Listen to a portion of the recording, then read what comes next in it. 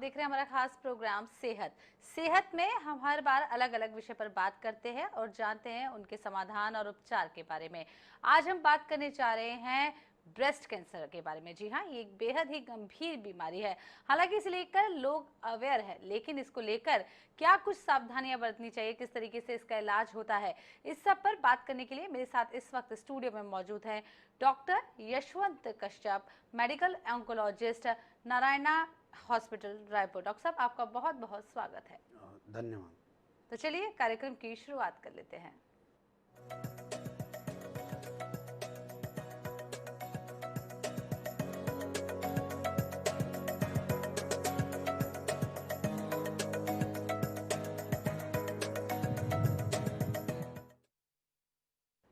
Doctor साहब, सबसे पहले तो आपसे यही जान लेते हैं कि ब्रेस्ट कैंसर होता क्या है, इसे डिटेल में थोड़ा सा बता दीजिए।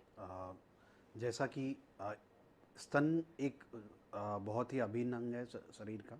इसके कारण क्या होता है कि जब इसमें कोशिकाओं का अनियंत्रित विभाजन होता है, जिसके कारण वो तेज़ी से बढ़ने लगती हैं, जिसके कारण स्तन में अल्सर हो जाता है या घाव हो जाता है।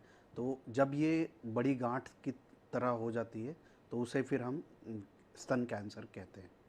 जी डॉक्टर साहब, इससे रिलेटेड सवाल कर लेते हैं। इसके लक्षण क्या कुछ होते हैं, किस तरीके से पता चलता है कि जो पेशेंट है वो स्तन कैंसर की ओर जा रही है, क्या कुछ शुरुआती लक्षण दिखाई देते हैं? इसका सबसे प्रमुख लक्षण है कि स्तन में गांठ होना, जो कि समय के साथ बढ़ती जाए, तेज़ी से बढ़ती जाए, जिसका मासिक से ज़्यादा अंतर ना पड़े। ऐसा नहीं कि मासिक के समय में बढ़े और बाकी टाइम नॉर्मल हो जाए। ये कैंसर वाली जो गांठ रहेगी वो लगातार बढ़ती जाएगी।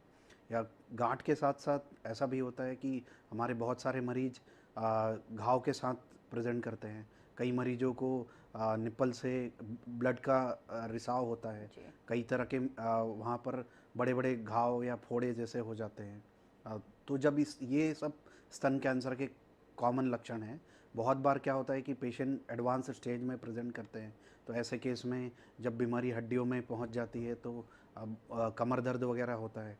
जब फेफड़ों में पहुंच जाती है तो खांसी वगैरह आती है, या ब्रेन में अगर फैल जाती है तो हेडेक, वोमिटिंग वगैरह होने लग जाती है। तो इस तरह से पर अधिकतर मरीज अर्ली स्टेज में आ सकते हैं। विदेशों में अधिकतर मरीज अर्ली स्टेज में आते हैं, पर हमारे देश में जानकारी की कमी के कारण अराउंड 70% केसेस एडवांस स्टेज में, थर्ड या फोर्थ स्टेज में आते हैं।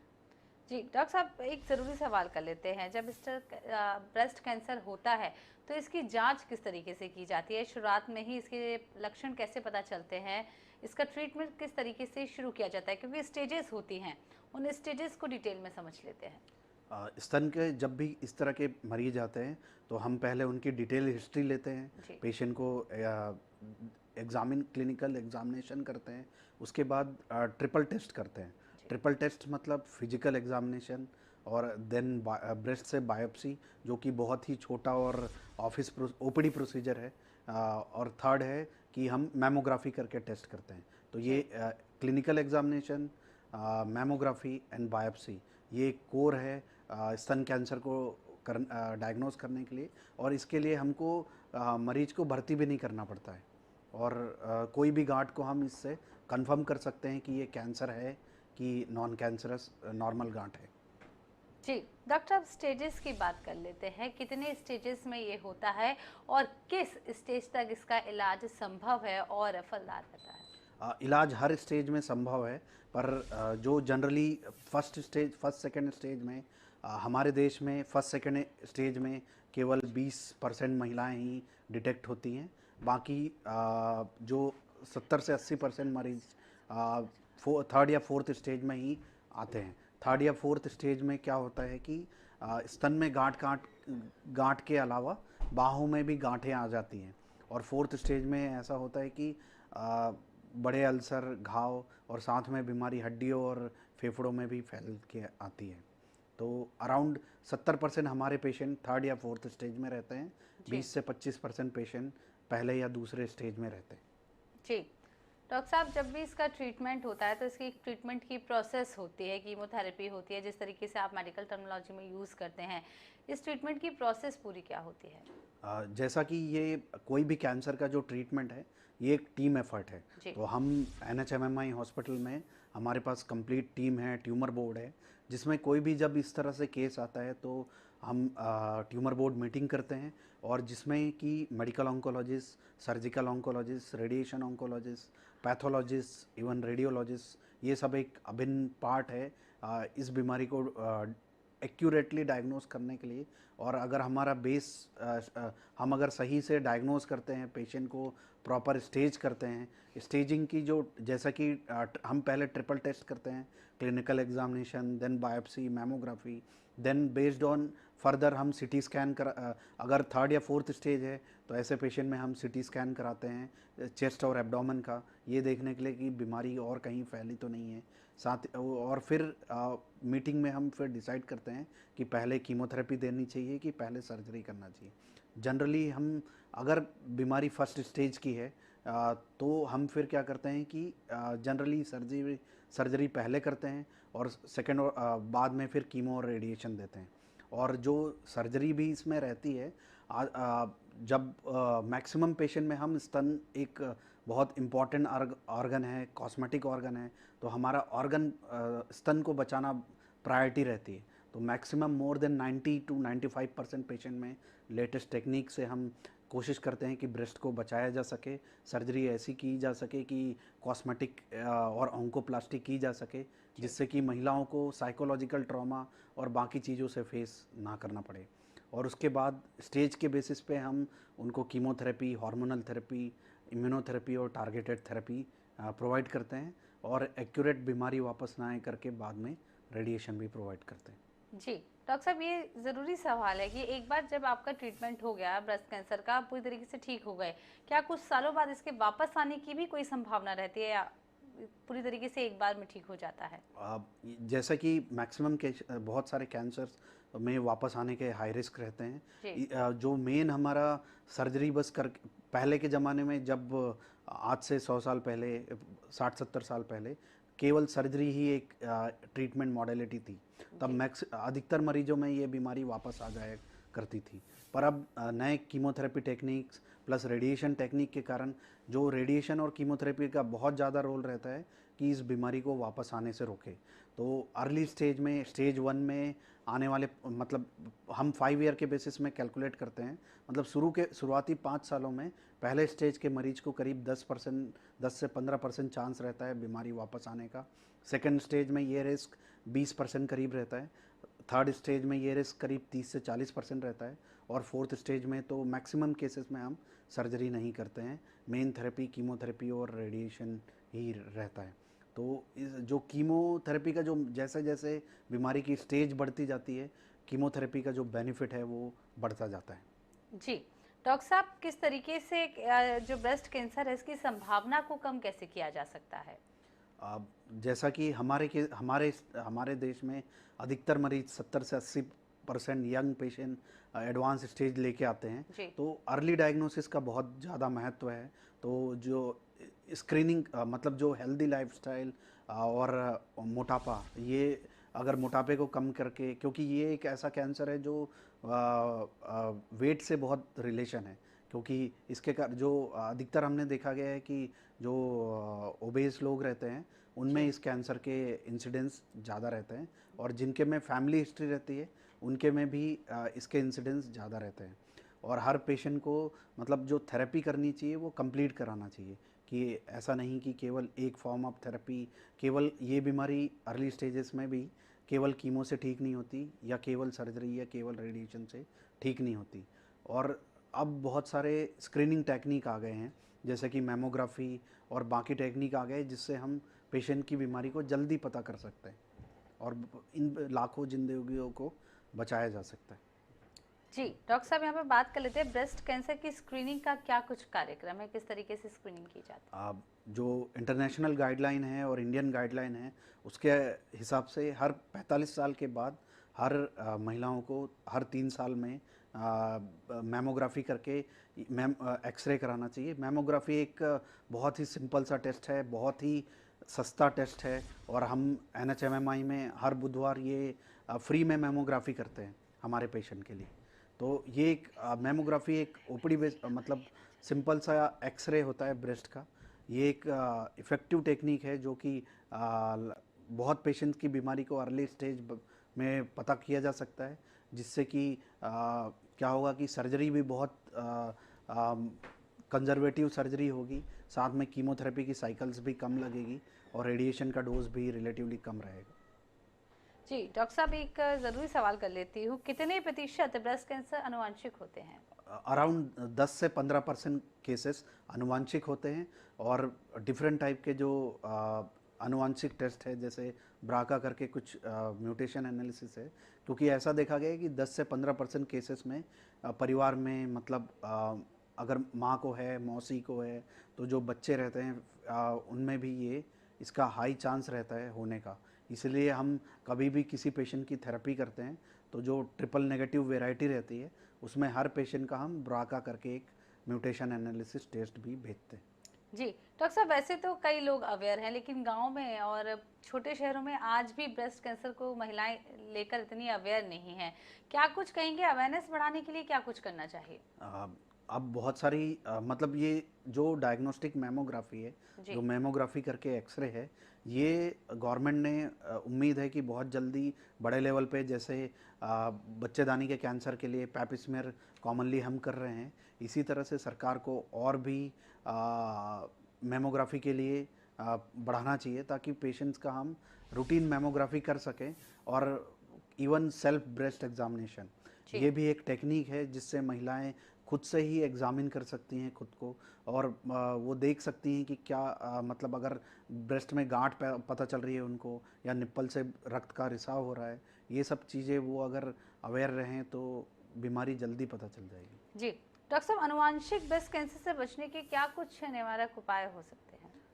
अगर ये है तो पहली चीज़ तो ये पता करना है जी। कि ये म्यूटेशन पॉजिटिव है कि नहीं। जी। तो अब हम अधिकतर पेशेंट्स में जो 50 साल से कम उम्र की महिलाएं हैं, अगर उनको स्तन कैंसर का पता चलता है तो हम उसमें एक ब्राका करके टेस्ट भेजते हैं। टेस्ट से हम क्या कर सकते हैं कि अगर फैमिली में और भी महिलाओं को उसके लक्षण हैं तो बाकियों का भी हम ये टेस्ट कर सकते हैं, ब्राका करके म्यूटेशन टेस्ट। जी डॉक्टर साहब, यहाँ पर एक सवाल पूछ लेती हूँ, अनुमानित लागत कितनी होती है इसके ट्रीटमेंट की? क्योंकि कई बार कुछ लोग होते हैं जो पैसों की वजह से प्रॉपर ट्रीटमेंट नहीं ले पाते, डायग्नोस तो हो जाती है बीमारी, लेकिन लागत क्या कुछ लग जाती है? अब ऐसा देखा गया है कि गवर्नमेंट ने इतनी सारी स्कीम्स प्लस इतने सारे हेल्थ इंश्योरेंस, जी। टीपीए जो प्रोग्राम्स है वो हैं, इसके कारण ब्रेस्ट कैंसर का जो इलाज है अब बहुत हद तक संभव है। बहुत सारी योजनाएं जैसे आयुष्मान भारत, जो कि हम एमएमआई में लागू है हमारे पास, तो इससे लगभग जो खर्चा है वो पेशेंट को लगभग नेग्लिजिबल रहता है।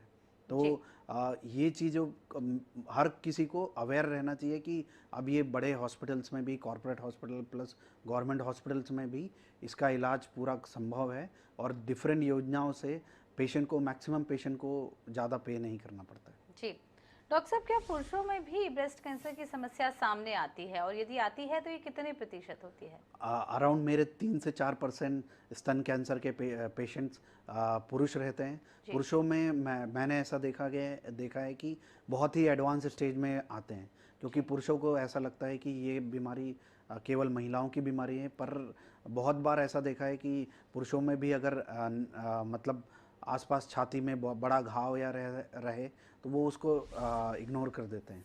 तो ये बीमारी 3 से 4% में पुरुषों में भी पाई जाती है, और अगर नज़रअंदाज करें तो एडवांस स्टेज में भी फैल के आती है। जी छत्तीसगढ़ की बात कर लेते हैं, आपके पास कई सारे ऐसे केसेस आते हों, एक मोटा मोटा आंकड़ा निकाला जाए, देश भर के आंकड़े की बात नहीं करते, छत्तीसगढ़ में ब्रेस्ट कैंसर के लगभग कितने केस साल भर में आते होंगे? मेरा हर दूसरा पेशेंट ब्रेस्ट कैंसर होता है। जी। तो ये ओरल मुंह के कैंसर, क्योंकि जो कि तंबाकू और बाकी चीज़ों से होता है, जी। उसी तरह से ये जो स्तन का कैंसर है, जो मोटापा, आनुवांशिक कारणों और भी बहुत सारे फैक्टर्स के कारण होता है, तो ये बहुत कॉमन है। मेरा हर दूसरा पेशेंट स्तन कैंसर का होता है, तो ये जी। इतनी कॉमन बीमारी है। जी डॉक्टर साहब, बचाव के लिए क्या कुछ करना चाहिए? पहले से ही कुछ हमें ऐसा इंडिकेशन हो कि हम इस ओर जाएं ही नहीं, कुछ पहले से ही हमें क्या दवाइयाँ लेनी चाहिए या सप्लीमेंट्स लेने चाहिए कि ब्रेस्ट कैंसर ना हो? हेल्दी लाइफस्टाइल, जी। वेट रिडक्शन का बहुत ज़्यादा महत्व है। जैसा कि होता ये है कि मोटापे के कारण बॉडी में हार्मोनल डिसबैलेंस होता है। जी। तो जो एस्ट्रोजन करके हार्मोन का जब ब्रेस्ट एक हार्मोन डिराइव्ड कैंसर है, तो ऐसा देखा है कि जो फ्रीक्वेंसी है वो मोटापे के साथ इसके केसेस बहुत ज़्यादा होते हैं। तो एक हेल्दी लाइफस्टाइल। दूसरा, 45 साल से ऊपर की महिलाओं को हर 3 साल में डायग्नोस्टिक मैमोग्राफी करना चाहिए। अगर सेल्फ ब्रेस्ट एग्जामिनेशन करना चाहिए। अगर कुछ भी उनको एटिपिकल लगता है तो तुरंत डॉक्टर को कंसल्ट करना चाहिए, क्योंकि जो बायोप्सी और बाकी मैमोग्राफी ये सारे ओपीडी बेसिस प्रोसीजर है। जी। और हम लोग हम हर बुधवार हम NHMMI में फ्री में मैमोग्राफी भी कर रहे हैं। जी, ये बहुत अच्छी बात बताई है डॉक्टर साहब ने। फ्री में मेमोग्राफी अगर आप करवाना चाहते हैं तो बुधवार में NHMMI भी जा सकते हैं। डॉक्टर साहब, कितने प्रतिशत ये जानलेवा होता है, मतलब किस केस में ये ऐसा होता है कि अब जो पेशेंट है उसकी जान नहीं बचाई जा सकती? जो फर्स्ट स्टेज में जो क्योर रेट है वो कीमोथेरेपी, रेडिएशन और सर्जरी के साथ 90 to 95% है। सेकेंड स्टेज में ये क्योर रेट अराउंड 80 to 85% के है। थर्ड स्टेज में ये क्योर रेट अराउंड 50 to 60% है। फोर्थ स्टेज में ये क्योर रेट अराउंड मतलब कम ही है, बट अब हमारे पास कीमोथेरेपी की इतनी सारी न्यूअर ड्रग्स है, टारगेटेड थेरेपी है, इम्यूनोथेरेपी है, जिससे कि पेशेंट्स का सर्वाइवल बढ़ाया जा सकता है। पर ब्रेस्ट कैंसर एक बहुत ही एग्रेसिव डिजीज़ है, जो ट्रिपल नेगेटिव वेराइटी रहती है फोर्थ स्टेज में। जी। ऐसे में सर्वाइवल 6 महीने से भी कम है। जी। तो बहुत ज़्यादा ज़रूरी है कि अधिकतर पेशेंट अर्ली स्टेज में डायग्नोज हो, ताकि पेशेंट के रिसोर्सेज कम लगे, फाइनेंशियल बर्डन कम लगे और पेशेंट भी ज़्यादा ठीक हो सके। जी। डॉक्टर साहब, सर्वाइकल कैंसर के बारे में बात कर लेते हैं। इसके वैक्सीन को लेकर भी कुछ अपडेट सामने आया है, क्या कुछ कहेंगे? सर्वाइकल कैंसर ये महीना सर्वाइकल कैंसर अवेयरनेस जी। मंथ है। महिलाओं में जो दो सबसे कॉमन कैंसर्स हैं, पहला कैंसर है ब्रेस्ट कैंसर, दूसरा जी। है सर्वाइकल कैंसर। जी।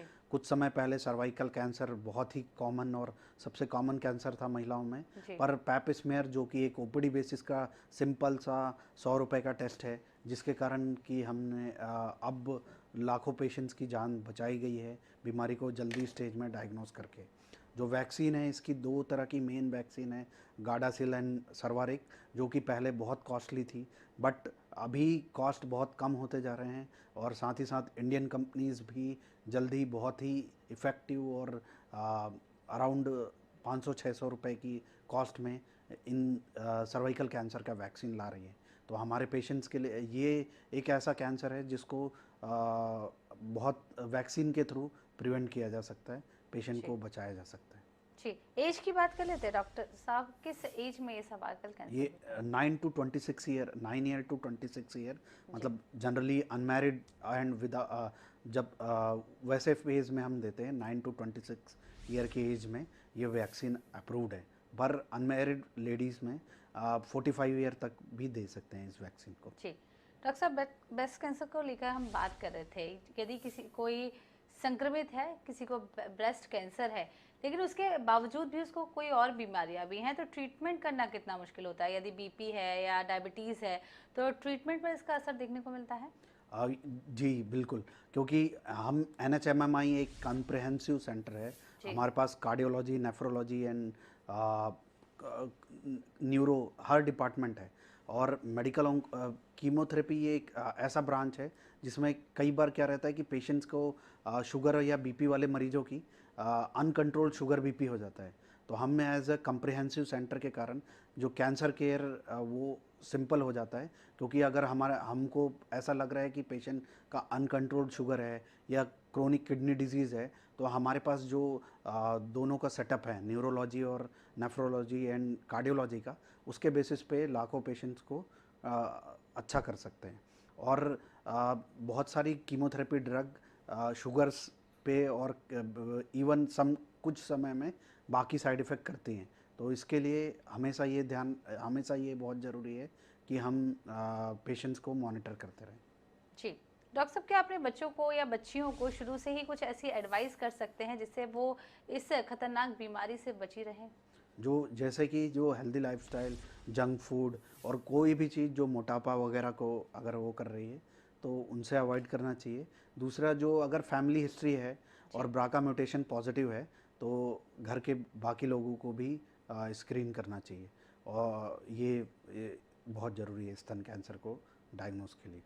जी डॉक्टर साहब, एक प्रसिद्ध ऑन्कोलॉजिस्ट होने के नाते आप हमारे दर्शकों को क्या कुछ कहना चाहेंगे, क्या कुछ एडवाइस करना चाहेंगे?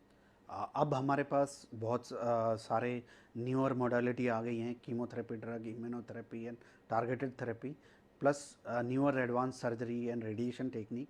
तो ट्रीटमेंट से घबराएं नहीं। मानता हूं कि हमारे देश में अधिकतर पेशेंट 70 से 80% एडवांस स्टेज में डायग्नोज होते हैं, बट हम स्क्रीनिंग को फॉलो करते हुए मैमोग्राफी हर 3 साल में 45 साल के बाद करा के और बाकी सेल्फ ब्रेस्ट एग्जामिनेशन वगैरह करा के हम जल्दी डायग्नोज कर सकते हैं। और अब बहुत सारी स्कीम्स है गवर्नमेंट की जिससे कि हम क्योर हो सकते हैं और इस डेडली डिजीज़ से पेशेंट्स की जानें बच सकती है। जी डॉक्टर साहब, बहुत बहुत शुक्रिया आपका, आपने ढेर सारी जानकारी हमारे दर्शकों को दी, ब्रेस्ट कैंसर से रिलेटेड इतनी सारी जानकारी दी है। आपका हमारे स्टूडियो में आने के लिए बहुत बहुत शुक्रिया। धन्यवाद। तो आप सब भी अपना ढेर सारा ध्यान रखिए, क्योंकि आप स्वस्थ रहेंगे तभी तो आपका परिवार भी स्वस्थ रहेगा। सेहत में फिलहाल इतना ही, मुझे दीजिए इजाजत, नमस्कार।